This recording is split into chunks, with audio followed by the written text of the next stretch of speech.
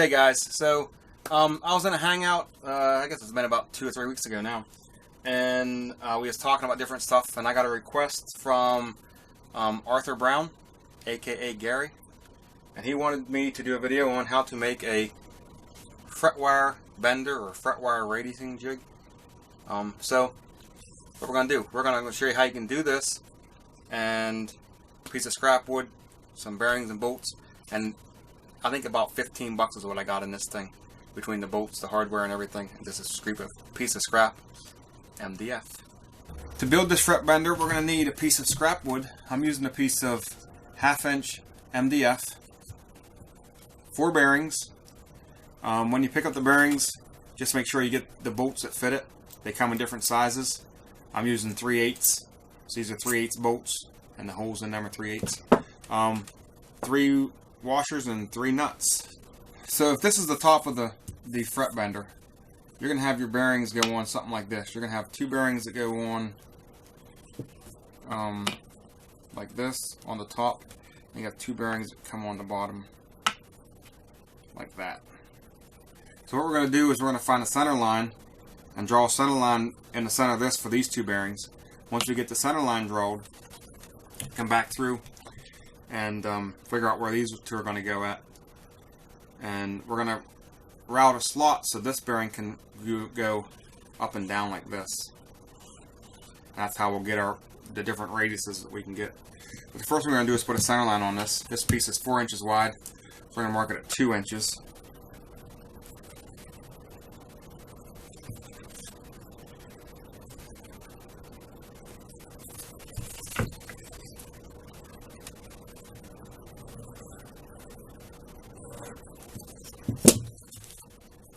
And now that we've got a center line on there, what we can do is we'll take this over to the router table.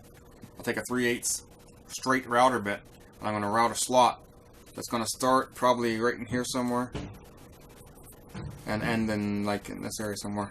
Look like a 2 or 2.5 inch slot will route a straight slot down through there. Before I take this over to the router table, what I did was I took a 3/8 drill bit and drilled 2 holes, and this will be where this hole starts, this will be where the hole ends. So I'll just take it over to the router table, put it on and route from this point to that point, and that'll be my slot. So I'm back from the router table, and as you can see, I got my slot routed in the 3/8 slot. And now we're going to take 2 of these bearings and put them together like this. Take your longest bolt.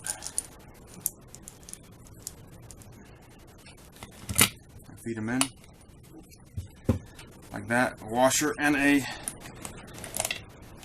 nut on the back side. Now you can crank these down, take a wrench or whatever, crank it down. That's fine, because this bearing should still spin freely, as you can see there. So you're going to crank that down. Now all you got to do is loosen up the nut, and it should be able to adjust up and down to where you got it, to where you need to go, and then crank it back down,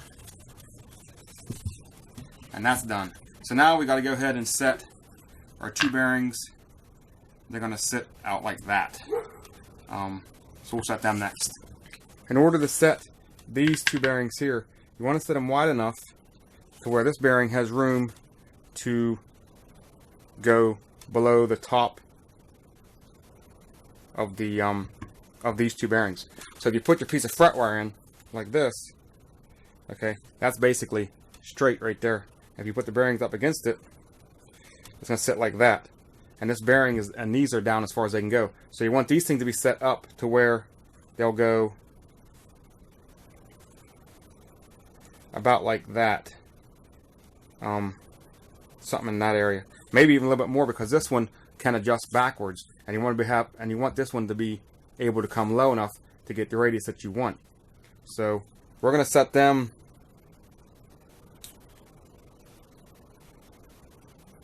about right there. Now we're going to try to get them as close as we can to this bearing without touching the bearing. And we want this bearing to be able to come down in almost to the top of this hole, maybe a little bit deeper than that. If we look across there with this fret wire in there, it's right to the top of the hole right there. And that's what we want. So I'm going to go ahead and draw a line on these, get these centered up where I want them to be. And I'm going to drill 2 3/8" holes, and then we'll go ahead and bolt these bearings on.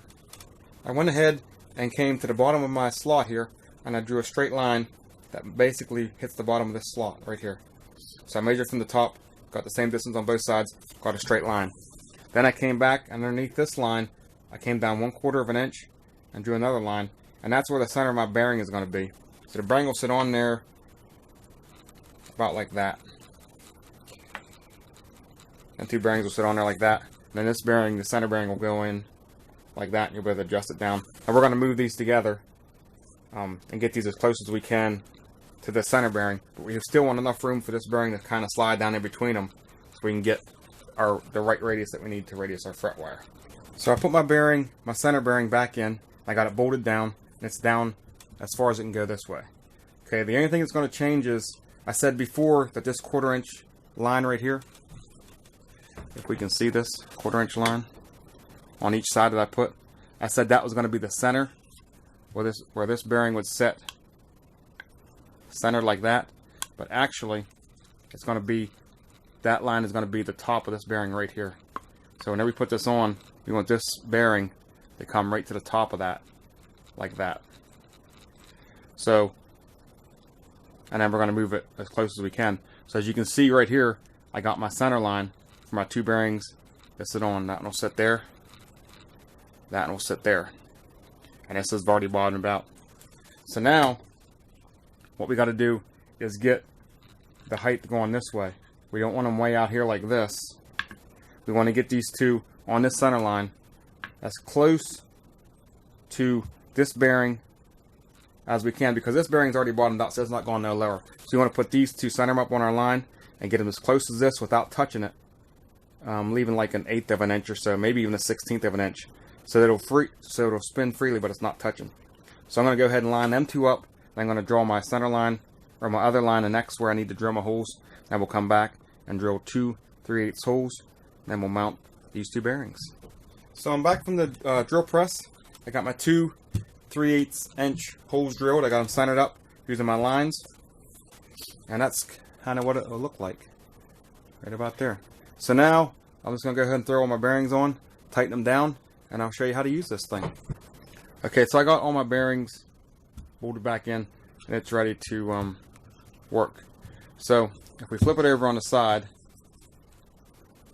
like that, you can see the center here, and then as it comes off this bearing here. Now what I had to do, because I'm using double bearings here, I have to put washers behind these 2 bearings to bring them out far enough to where this center line is basically center of this bearing here. As you can see, if I would have left this tight against, then this would have lined up on this lip here and you wouldn't have been able to work. So that's the only problem with using the same size bearings. If you can get smaller bearings here, or thicker bearings here, I guess would be a better word, then you won't have to put the washers in, but you might have to put washers in there to bring that out past there. Or if you can get a thinner bearing up here that has that line in it, because this line is where the fret wire tang is going to go in there, and it's going to roll across these 2 and into there. So anyways, there it is. So now let me show you how it works. Like we said before, the center line here is where that fret wire is going to run on that center line. So we're going to take our piece of fret wire. First of all, the adjustment here, if we adjust this down this way, it'll get a tighter radius. If we adjust it up that way, it gets a flatter radius. So I'm going for a 12, so I got it set up. It's probably pretty close here. It might have to come down a little bit. But if I was going to go like a 14 or 16, then this might have to go up a little bit that way. But basically, you're going to stick it in your fret wire with the tang sticking up. So the smooth ends are going to be on this bearing, and the tang is going to go right in that groove like that. It just goes, it feeds through on top of that bearing there. Push it through like that. You can just push it through like that.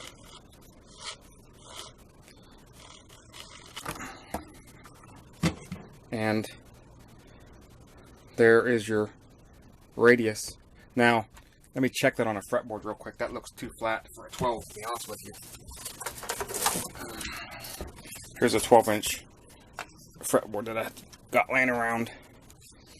And if I take this and lay that on there, you can see the center's touching, but the ends are high.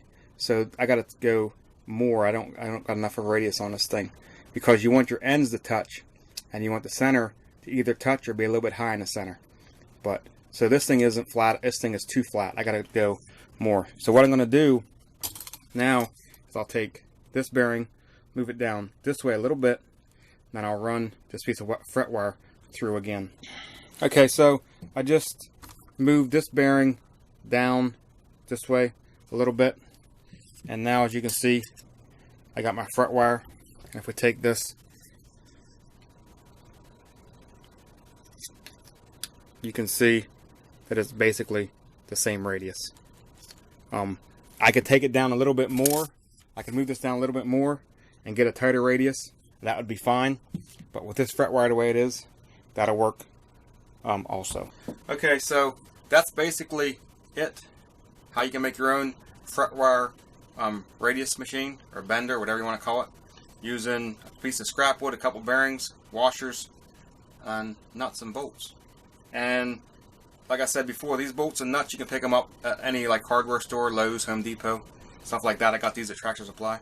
And I think total and everything, bolts, nuts, everything, I think I like less than $15. So a piece of scrap wood and like 15 bucks. And these things usually run, you know, if you go to Stumacher, $125. And this will work just as good. So, I don't know what they run on eBay. I've never checked the price on eBay. But I've always made them myself because they're pretty easy to make. And, you know, you could put a handle on this if you wanted to. You don't need it. You can see it works pretty good just by pulling the fret wire through. You could put a handle on it, but you know, it'll be up to you. So anyways, that's how we got it. And thanks for watching, and I'll see you in another video.